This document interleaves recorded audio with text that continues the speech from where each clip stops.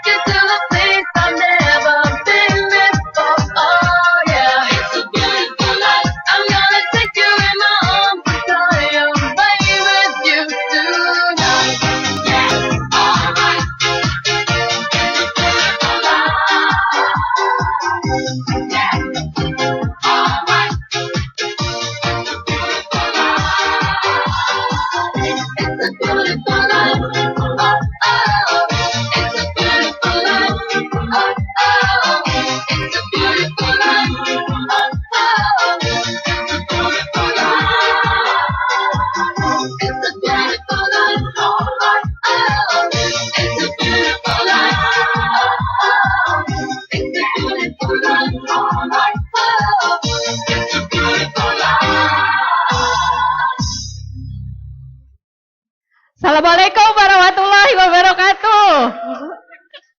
Aduh, saya berasa di rumah sendiri nih, karena kebanyakan teman-teman saya semua. Kayaknya belum ada yang menjawab ya, saya ulangi lagi. Assalamualaikum warahmatullahi wabarakatuh.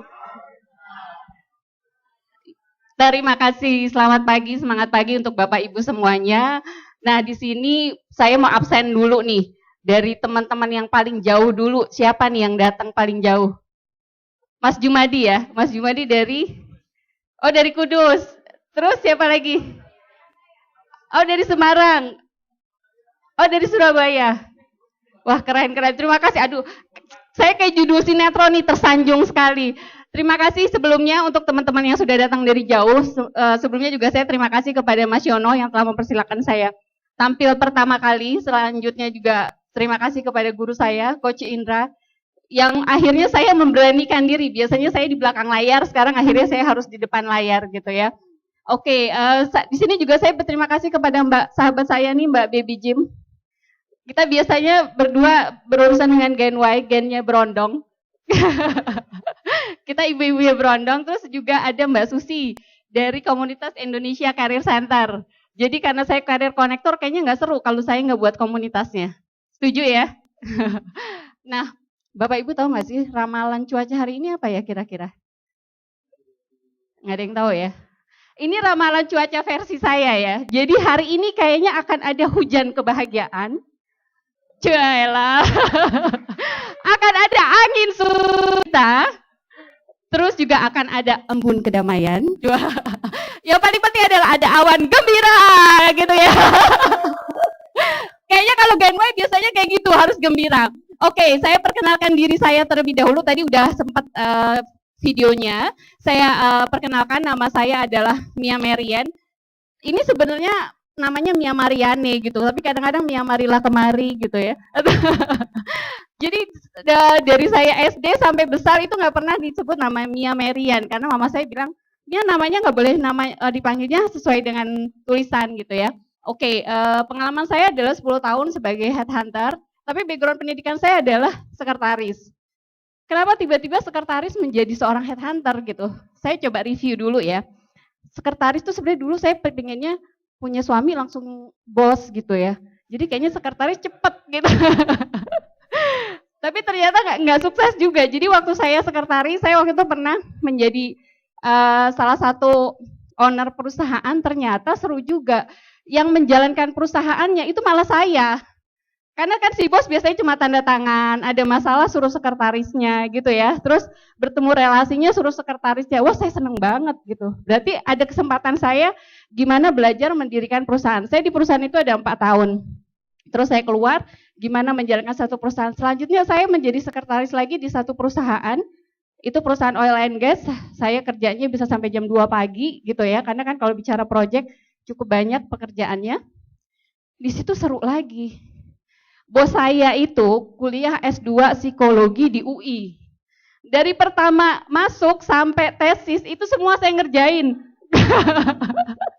Jadi kembali lagi, sekretaris itu ternyata banyak sekali ilmunya. Jadi saya yang kalau misalnya bos saya mau ada ketemu dosennya bikinin rangkumannya. Jadi saya yang baca buku-buku S2 psikologinya gitu. Jadi mungkin teman-teman sekalian kalau bicara karir itu tidak harus berdasarkan ijazah. Percaya deh, tidak berdasarkan ijazah. Jadi kembali lagi, mungkin kita tidak punya ijazah, tapi kalau punya ilmunya, lakukan sesuatu. Itu prinsip dari saya, mudah-mudahan bisa menginspirasi. Terima kasih. Selanjutnya, karena saya sudah punya ilmunya, saya juga akhirnya mendirikan satu perusahaan rekrutmen namanya I'm Searchlight. Ini adalah nama yang saya buat sendiri. Ada yang tahu nggak ya artinya apa? Ada yang bisa bantu? Nah, Mbak Mayang nih guru bahasa Inggris. Oke, I'm Searchlight. Secara grammar nggak dapat. Saya emang orangnya suka maksa sih. Jadi karena kalau maksa tuh kayaknya lebih seru gitu ya. Jadi I'm Searchlight tuh maksudnya saya mencari cahaya. Jadi itu yang saya buat sendiri. Jadi maksa ayamnya itu adalah saya. Ayam saya, search-nya itu adalah mencari light-nya orang gitu. Jadi kembali lagi, jadi saya pinginnya go internasional, jadi kayaknya biar agak keren-keren gitu, agak light. Kalau mencari cahaya kan kayaknya nggak seru ya. Nah, prinsip saya adalah make things better. Nah, di sini adalah ilustrasi orang-orang yang kayaknya gini, kalau headhunter itu lebih sering perusahaan mencari karyawan dengan kriteria 1 sampai 10, sementara kita nyarinya susah banget. Iya kan? Dan selalu pinginnya cepat. Jadi saya ilustrasikan seperti kereta. Oke, next. Nah, berjalannya waktu Bapak Ibu, saya udah 5 tahun bekerja sebagai headhunter. Kayaknya saya mikirnya kalau punya perusahaan asik banget gitu. Saya udah bisa tidur siang, nggak macet, bisa kerja dari rumah, terus juga istilahnya nggak pengalaman jadi sekretaris kan nggak enak ya disuruh-suruh gitu ya. Yang enak kita disuruh nyuruh orang malah. Tapi ternyata enggak, saya sering banget dikomplain sama klien. Mia, saya sudah bayar kamu, saya udah menggunakan jasa headhunter cukup mahal. Kenapa kamu tidak bisa menempatkan karyawan yang bagus gitu? Padahal Bapak Ibu, saya tuh susah sekali nyari karyawan tuh susah. Saya bisa nangis di tempat di sini, di sana banyak pengangguran, di sana banyak orang-orang yang butuh kerja. Tapi kenapa saya nyari orang susah? Pertanyaannya di mana? Gitu ya. Saya sering banget dikomplain sama klien-klien saya bahwa turnover mereka tinggi. Turnover mereka tinggi padahal saya udah menempatkan mereka perusahaan-perusahaan di mana karyawannya adalah IP-nya yang paling bagus gitu. Tapi kenapa turnover mereka menjadi tinggi? Terus mereka juga komplain masalah loyalitas dan komitmen para karyawannya gitu. Selain itu juga masalah kedisiplinan. Oke. Nah, biasanya dari komplain ini akan mengakibatkan dari sisi perusahaannya adalah menjadi biaya rekrutmennya meningkat. Iya kan? Karena terus terang kalau biaya rekrutmen kan tidak harus melalui headhunter ya, kadang bisa juga dari koran gitu ya, atau mungkin JobsDB, Karir.com dan lain-lain. Saya harusnya minta presentasi nih sama JobsDB karena akan saya promosiin terus gitu. Nah, ini juga produktivitas menjadi menurun. Produktivitas menurun dan training berulang, itu kan akan take time banget ya. Dan bikin bete gitu loh. Maksudnya ini orang udah di training jadi sales, terus keluar, terus akhirnya ini lagi gitu. Maksudnya resign lagi, masuk yang baru lagi, itu berulang terus. Akhirnya komplain gitu ya. Nah, dan lebih seringnya lagi biasanya muntaber, mundur tanpa berita. Karyawan tuh mundurnya tanpa berita. Jadi ini yang membuat saya galau gitu ya. Dan saya juga nggak mau gitu menjadi KPU tuh tahu nggak ya, KPU tuh kena protes ujung-ujungnya gitu. Kena protes ujungnya apa-apa, jadi saya akhirnya dengan kegalauan itu saya jadi akhirnya berpikir lagi gitu, galau, gelisah. Ini versi saya lagi, saya soalnya senang disingkat-singkat soalnya. Galau yang pertama adalah gelisah, antara saya terusin atau enggak ya si klien yang komplain ini gitu. Itu yang galau yang pertama. Terus galau yang kedua, tapi kan gue akan lakukan apapun untukmu, cie, sweet gitu ya. Nah, selanjutnya justru saya mendapatkan solusi bahwa good always listening and understanding, gitu kan? Kalau galau di BBBB kan ada tuh galau yang ketiga. Akhirnya saya mempunyai solusi. Kenapa perusahaan bisa seperti itu? Ternyata saya menemukan satu inspirasi untuk memberikan satu training atau pelatihan yang bernama Light Up Your Future Career. Pertama yang saya sebutkan, saya selalu berhubungan dengan light ya, cahaya. I'm Searchlight. Jadi saya adalah mencoba memperkenalkan teman-teman ke Bapak Ibu sekalian, materi saya adalah Light Up Your Future Career. Tepuk tangan untuk materi. Jadi intinya adalah bagaimana saya bisa berperan untuk mencerahkan para karyawan mungkin yang galau atau mungkin bingung karirnya seperti apa. Message saya adalah an expert is always needed gitu ya. Jadi bicara expert itu memang selalu dibutuhkan. Nah, mungkin waktunya cukup singkat ya, saya diberi waktu hanya kurang lebih 45 menit, tapi untuk materi saya sendiri sebenarnya 3 jam.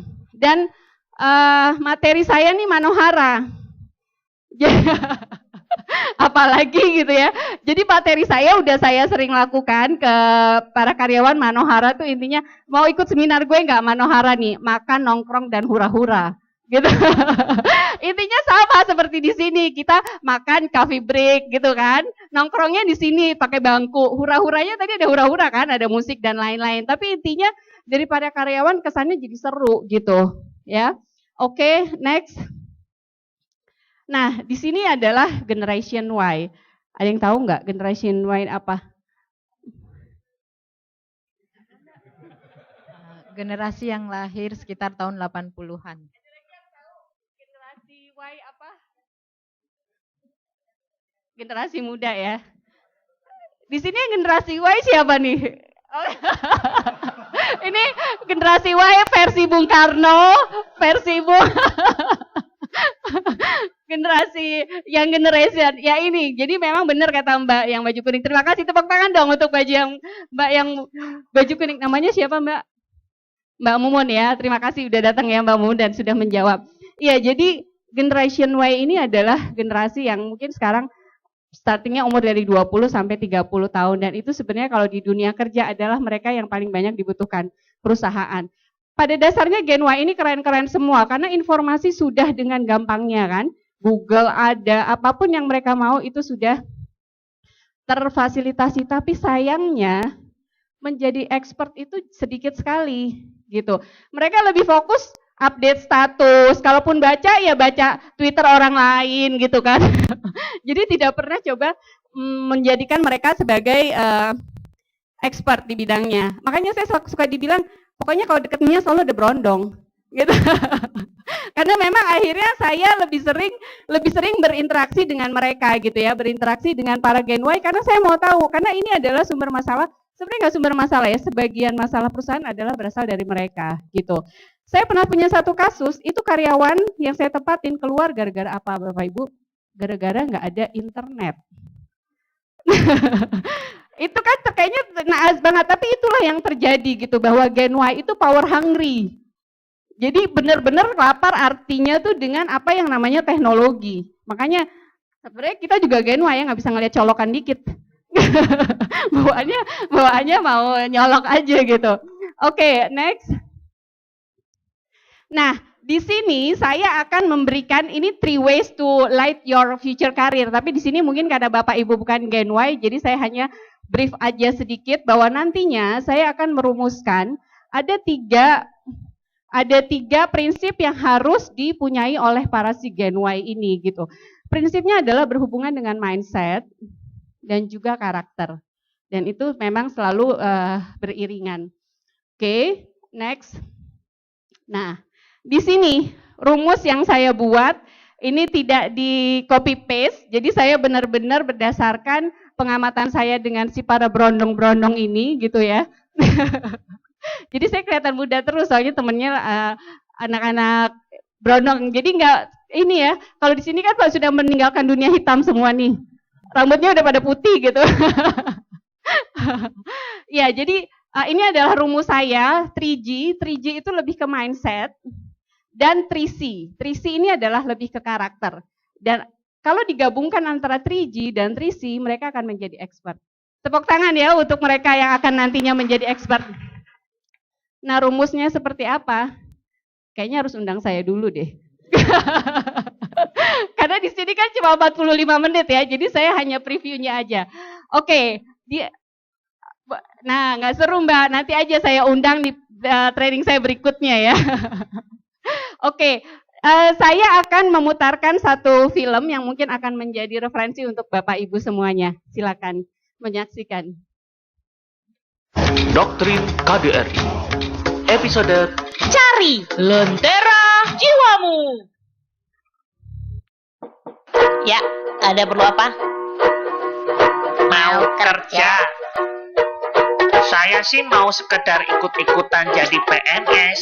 Kalau enggak, ambil franchise gerobak ayam goreng. Ya, kayak teman-temanku yang sudah sukses. Kamu suka pekerjaan itu? Yang cuma ikut-ikutan, silakan gunakan jalur arus air. Perhatikan ya. Seperti inilah kalau kerja cuma ngikutin tren. Ada rintangan, nggak bisa mengelak. Au. Saya sih nggak tahu mau kerja apa. Tapi saya tahu minat saya itu menggambar. Nah, yang punya minat, silahkan gunakan jalur lentera jiwa. Lentera jiwa itu bisa berupa hobi, sesuatu yang kamu minati dan cintai, sesuatu yang kamu andalkan. Soalnya, perjalanan karir itu seperti berpetualang di kegelapan. Lentera jiwamu lah yang bisa menerangi, sehingga kamu selalu siap dari berbagai macam tantangan. Semakin diasah lentera jiwamu, akan semakin terang perjalanan karirmu.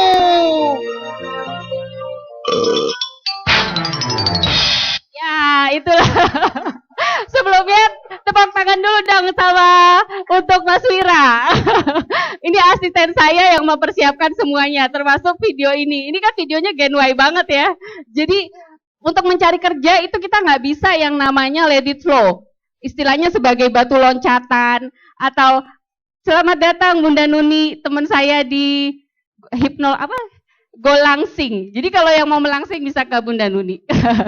Iya, jadi intinya bahwa materi saya Light Up Your Future Career adalah menjadikan para Gen Y untuk expert di bidangnya, gitu. Jadi 3G tadi saya coba menjawab pertanyaan biar nggak penasaran ya. Jadi pertama adalah mindset 3G adalah kita harus punya goals, kita harus punya tujuan. Kita juga harus giant, berpikir besar tidak aja untuk diri sendiri, tapi juga sebisa mungkin bermanfaat untuk orang banyak, seperti prinsip sukses mulia juga. Terus G yang ketiga adalah great, menjadi yang terbaik. Kadang kita sudah menjadi good, malah malas ya menjadi great, karena itu musuhnya great adalah good gitu. Jadi selalu ingin melakukan yang terbaik, yang terbaik, yang terbaik.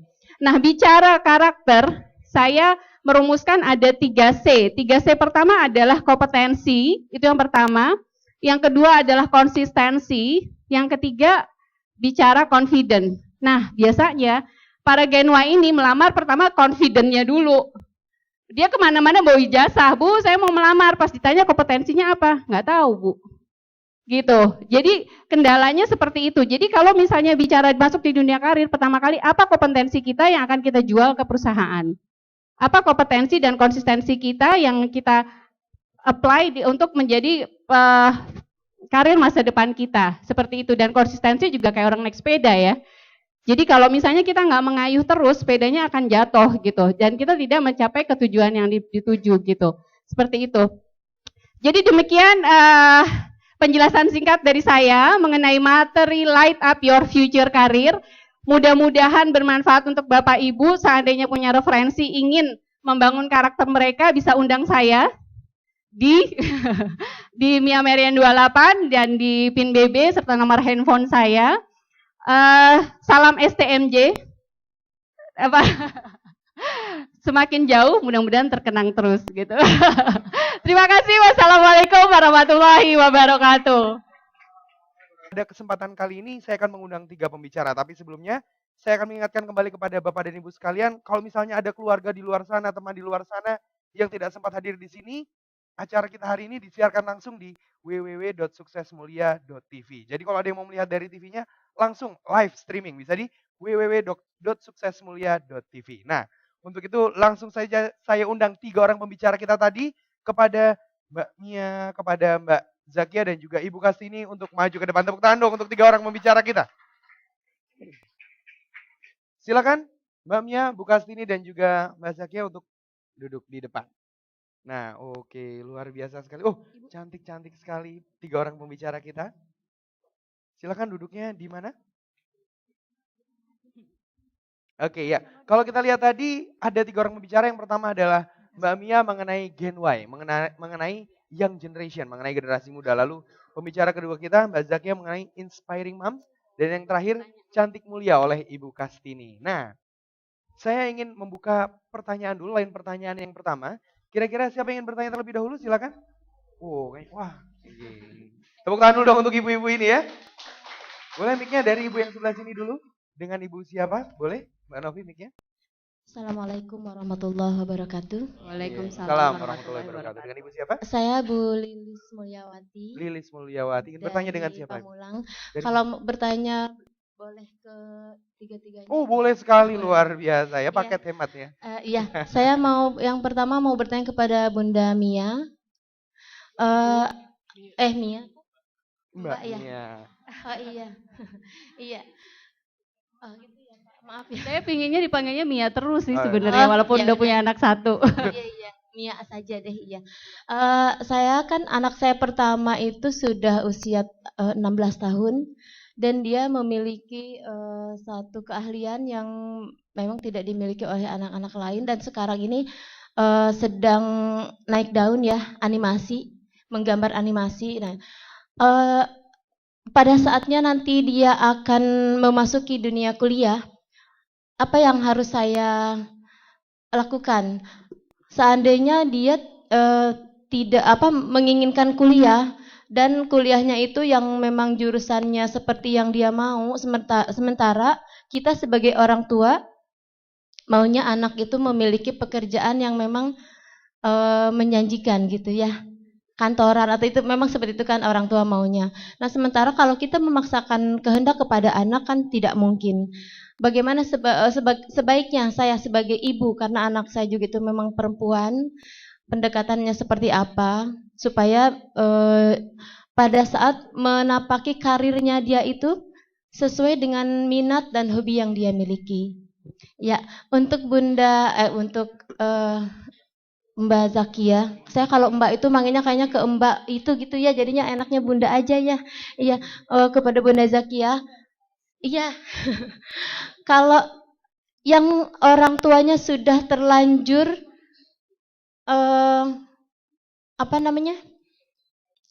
kurang baik ya, tidak inspiratif seperti itu, dan anaknya memang sudah terbentuk seperti yang mungkin awalnya ibunya itu tidak memiliki ilmu untuk membesarkan dan mendidik anaknya dengan baik. Dan biasanya ibu-ibu muda yang memang tanpa ilmu itu lebih mengedepankan perasaan. Pada saatnya dia marah ya marah di depan anak, pada saatnya dia stres ya stres di depan anak. Nah, apabila anak kita memang sudah terbentuk seperti itu, bisakah kita sebagai orang tua mengembalikan atau membimbing anak kita supaya menjadi lebih baik Seperti itu. Dan untuk Bunda yang cantik ini, iya, saya memang tadi pada saat terapi cermin itu sangat ini ya perasaannya terutama kalau sudah melihat suruh melihat orang tua kita adakah di cermin itu gitu. Dan memang yang saya lihat dari saya melihat cermin diri sendiri, yang terlihat memang muka orang ibu saya itu memang ada di muka saya gitu ya. Dan tadi sempat Bunda tanya, apakah kapan terakhir tersenyum dengan orang tua kita? Dan karena orang tua saya itu memang sudah meninggal, jadi itu yang membuat iya, terharu. Dan ternyata kebaikan orang tua saya itu memang ada di diri saya. Dan itu adalah rasa syukur yang memang saya rasakan hari ini. Dan ternyata baru hari ini Allah memberikan kenikmatan yang cukup besar karena saya bisa berada di tempat yang mulia ini berkat kakak saya Bu Sari, dan saya bisa mendapatkan banyak sekali ilmu yang dapat saya peroleh hari ini, dan mudah-mudahan saya bisa menjalankannya di dalam kehidupan rumah tangga saya. Itu mungkin situ saja. Assalamualaikum warahmatullahi wabarakatuh. Waalaikumsalam warahmatullahi wabarakatuh. Tepuk tangan dulu dong. Nah, saya mau izin dulu nih dengan pembicaranya. Kira-kira mau dikumpulin dulu atau mau dijawab dulu ya? Dikumpulin. Kalau gitu, penanya. Iya. Boleh Mbak Novi minta catatan untuk Bu Kastini, Mbak Mia dan juga Mbak Zakia. Nah, jadi pertanyaan kedua dulu nggak apa-apa nih, Bu ya. Oke, silakan. Oh, ada.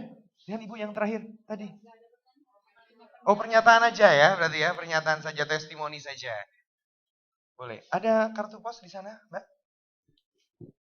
Nah. Ya. Silakan yang kedua. Ingin bertanya, sebutkan namanya lalu ingin bertanya dengan siapa, ya? Bismillahirrahmanirrahim. Nama lengkap saya Siti Munawaroh, tapi biasa dipanggil Mbak Mumun ya. Mbak Mumun ya. Oke, saya terima kasih atas kesempatan yang diberikan. Pertanyaan pertama untuk Mbak Mia ya, tentang bagaimana membangun motivasi dalam bekerja. Terus terang sebenarnya saya adalah seorang akuntan. Saya bekerja di sebuah lembaga pemerintah ya. Saya sebenarnya passion saya itu bukan seorang akuntan, tapi karena ibu saya dulu kuliah di akuntansi tapi gagal, dia tuh pengen anaknya jadi akuntan. Akhirnya saya masuklah ke S1 akuntansi dan saya masuk di BPK sebagai auditor awalnya. Nah, tapi saya dulu pernah keterima pekerjaan pertama kali 2, 1 akunting, 1 guru. Saya udah melalui training untuk pedagogi ya, karena passion saya memang di situ. Tapi ternyata ibu saya, kamu tuh tak sekolahin jadi akuntan, jadilah akuntan, jangan jadi guru. Gitu. Nah, tapi takdir Allah membawa saya setelah saya studi tugas belajar, saya malah ditempatkan di Badan Diklat. Jadi sekarang saya di Badan Diklat tapi untuk andragogi, bukan pedagogi. Nah, cuman ya karena passion saya masih di pedagogi, kayaknya sih motivasi saya itu masih kurang gitu. Jadi saya hanya mengambil ilmu-ilmu yang bisa saya terapkan. Dan alhamdulillah dengan ikut training kayak gini saya jadi terinspirasi untuk lebih mendalami andragogi juga. Jadi bagaimana kita bisa menemukan passion dalam karir kita yang ya sebenarnya posisi itu tidak kita inginkan. Itu yang pertama. Terus yang kedua kepada Mbak Zakia ya, saya kenal udah sejak 4 tahun yang lalu. Kami tergabung dalam Gerakan Indonesia Sakinah dulu bersama Ustadz Nurul Huda HM. Jadi di majelis parenting, dan gak nyangka 3 tahun kemudian beliau sudah menjadi trainer yang hebat ya. Alhamdulillah beliau sangat gigih mencari ilmu dan melatih diri sehingga menjadi hebat seperti sekarang. Nah, pertanyaan saya, saat anak sedang tantrum, saya tuh kadang panik. Jadi kalau pagi-pagi hektik mau kerja, saya harus nyiapin segala sesuatunya. Anak saya biasa kolokan gitu. Jadi saya harus masak, menyiapin bekal untuk ditaruh di penitipan gitu. Kalau dia nangis saya jadi emosi. Jadi malah kacau gitu. enggak segera selesai, saya marah-marah, anak tambah marah, anak tambah nangis gitu. Dan suami juga ikut jadi marah-marah gitu. Jadi pagi itu jadi nggak nyaman. Berangkat ke kantor tuh di motor saya tuh ngedumel aja, bete aja sampai kantor nih ada teman saya Bu Rita ini juga selalu kenapa Mun gitu karena setiap apalagi setiap hari Senin karena 2 hari weekend bersama anak, hari Senin ditinggal tuh berat ya. Jadi tarik-tarikan sama asisten itu nggak mau gitu. Bagaimana cara menurunkan tantrum anak itu supaya kita bisa nyaman gitu, meninggalkan rumah dengan nyaman. Secara saya juga sebenarnya pengen domestik di rumah tapi keadaan belum memungkinkan sehingga saya harus berperan ganda. Terus yang ketiga untuk ibu, boleh ya Bu ya? Luar biasa Ibu ini awet muda, bagaimana resepnya Bu?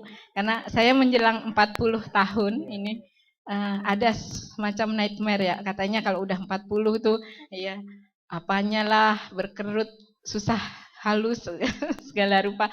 Terus emosinya juga apa sindrom midlife ya. Saya pernah tahu tentang sindrom midlife itu bagaimana kita mempersiapkan diri untuk itu ruhiyahnya apakah secara fisiknya juga bagaimana supaya kita emosinya itu terutama bisa stabil. Terima kasih itu aja. Oke, tepuk tangan dulu dong untuk Ibu Mumun.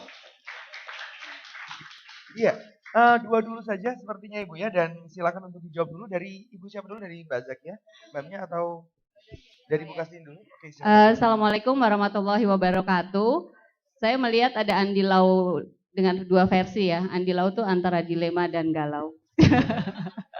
Ya, jadi kalau Ibu Lili lebih fokus ke anaknya hobi animasi. Kalau saya saranin Bu, sebagai orang tua lebih baik kita mengikuti keinginan anak. Karena kan yang bekerja adalah dia gitu ya. Jadi kalaupun misalnya dia fokusnya ke animasi, pasti banyak sekali peluang yang akan ada di depannya asal dia kuncinya adalah komitmen dan konsistensi.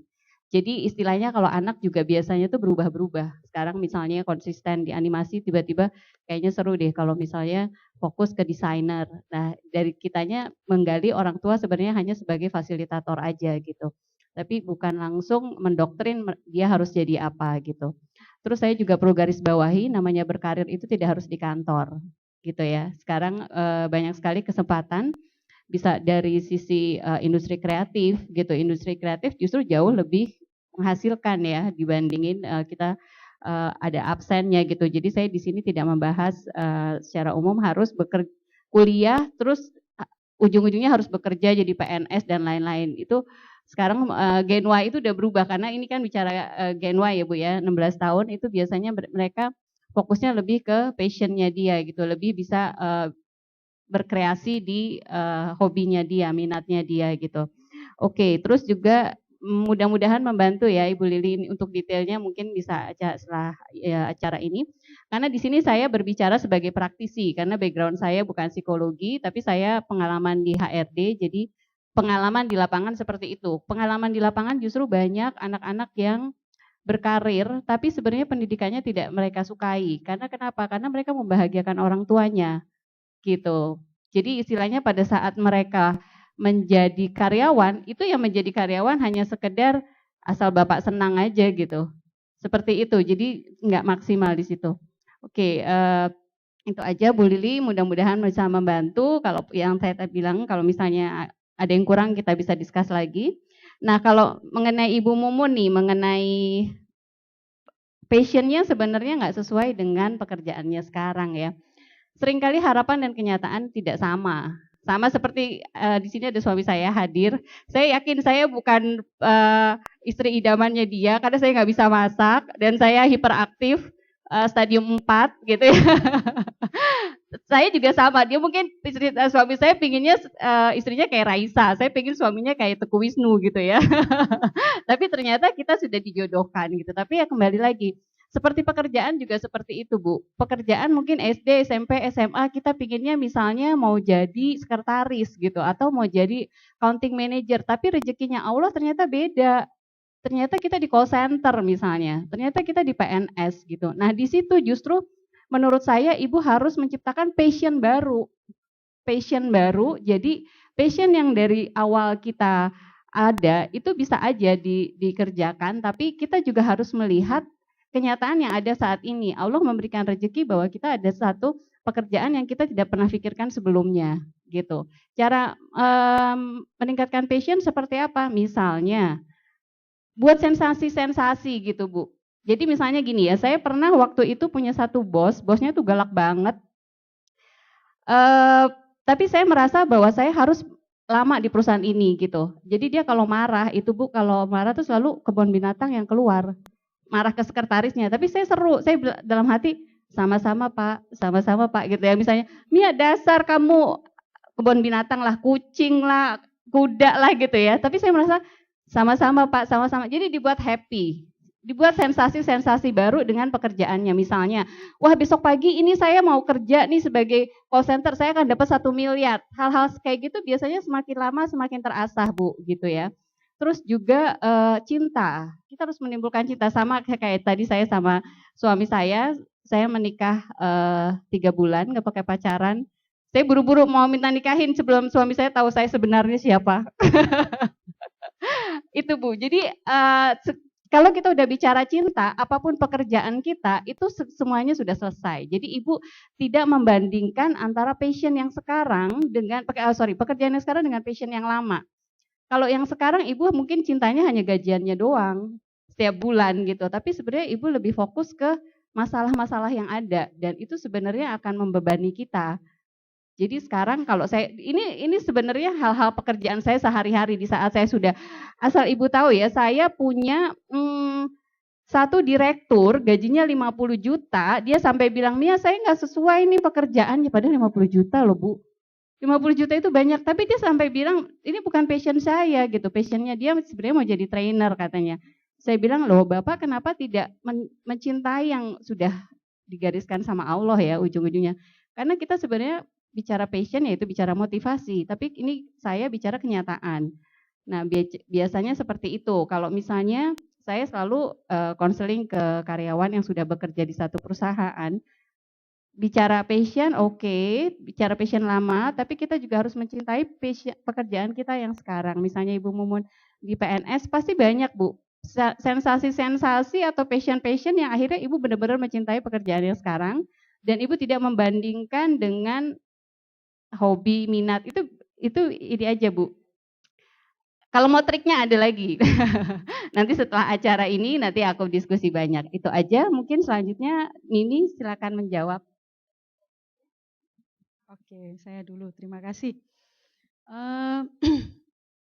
Kepada Ibu Lili, terima kasih banyak. Tadi saya lihat memang Ibu sungguh-sungguh gitu mengikuti tadi latihan cermin sehingga ada dampaknya. Memang sebetulnya latihan itu powerful kalau kita benar-benar bisa berbicara dengan diri sendiri. Hanya setiap orang belum tentu punya kemampuan yang sama.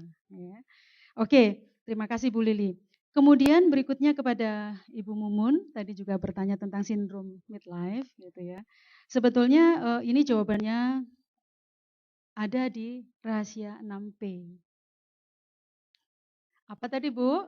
Bukan 3P ya. Diulang dong.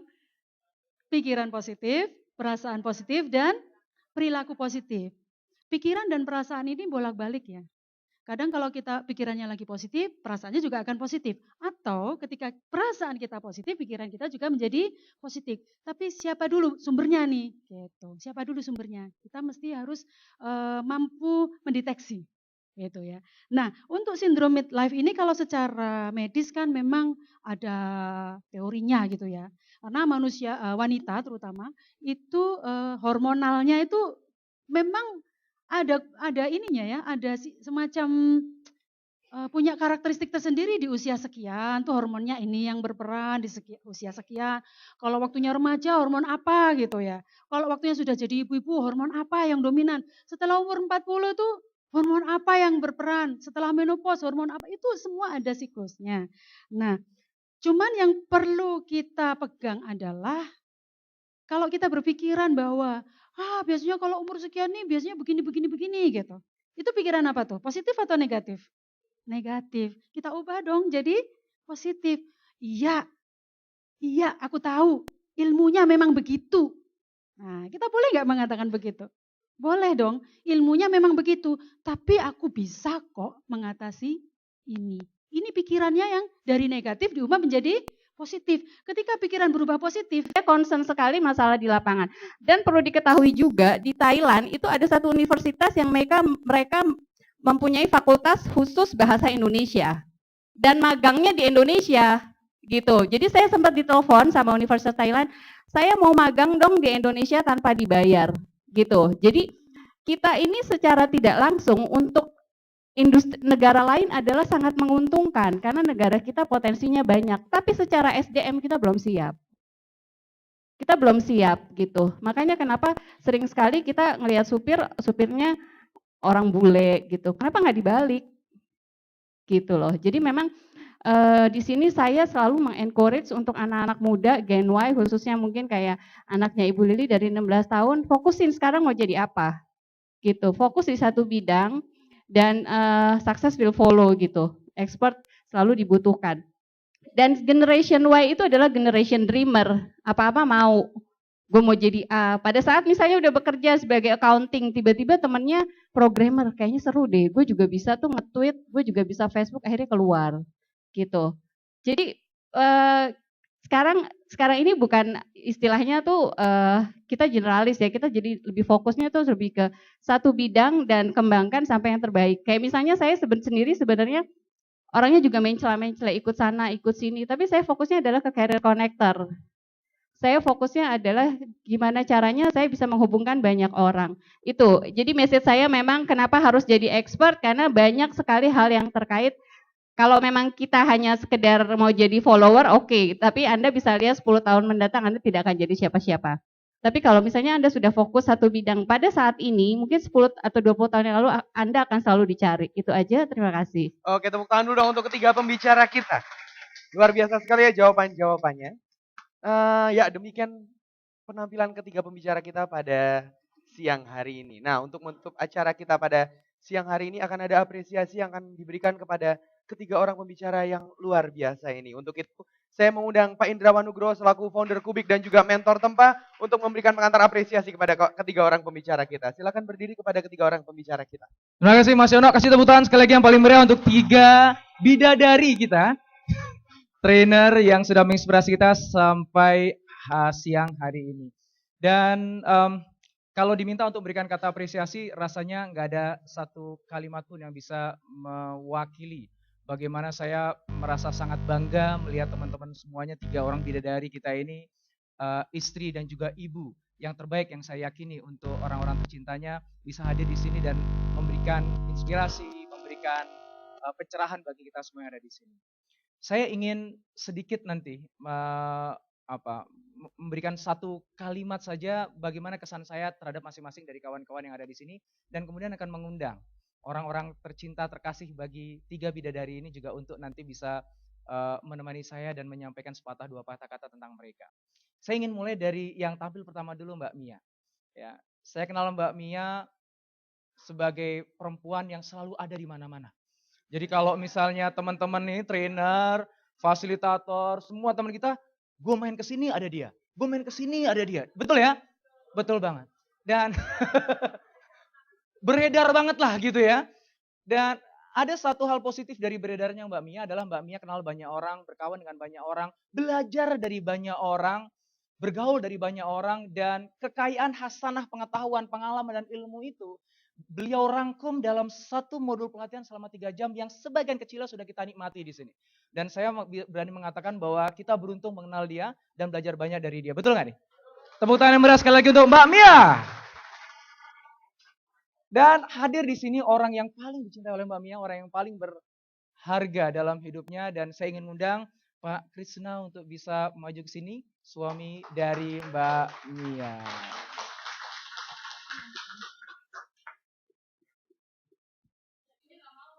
Oh ya, saya paksa makanya Mbak. Mas Krisna boleh nggak Mbak? Mas bisa menyampaikan 1-2 hal tentang Mbak Mia, sekaligus juga nanti bagaimana pandangan dan kesan Mas Krisna tentang Mbak Mia hari ini dan seterusnya. Silakan Mbak. Oke, terima kasih. Nama saya Krisna, saya suaminya Mia, saya Namanya diumpetin ya Mbak ya? Saya karyawan di salah satu perusahaan multinasional di Indonesia. Saya, to be honest, saya bangga kepada istri saya, ya, yang selalu berusaha untuk mendevelop dirinya untuk menjadi seorang yang lebih baik, ya. Lebih baik in terms of her personal life atau in terms of her professional life. Jadi saya amat sangat mendukung karirnya Mia ini. Ya, itu saja. Terima kasih Mas Krisna, luar biasa. Dan as a token of our appreciations and support, sebagai tanda apresiasi kita untuk Mbak Mia dan juga dukungan kita semua dan khususnya Mas Krisna kepada Mbak Mia, ada rangkaian bunga yang saya undang Mas untuk bisa persembahkan untuk istri tercinta. Dan tentu saja bunga ini disajikan juga disertai dengan doa dan dukungan Mas Krisna untuk Mbak Mia dari hari ini dan seterusnya. Silakan beri tepuk tangan yang paling meriah untuk pasangan Mas Krisna dan Mbak Mia yang selalu sepanjang perjalanannya memberikan dukungan yang terbaik. Selamat Mbak Mia, mulai hari dan seterusnya Mbak Mia akan start rising above the crowd. Sekali lagi tepuk tangan untuk Mas Krisna dan Mbak Mia Maria.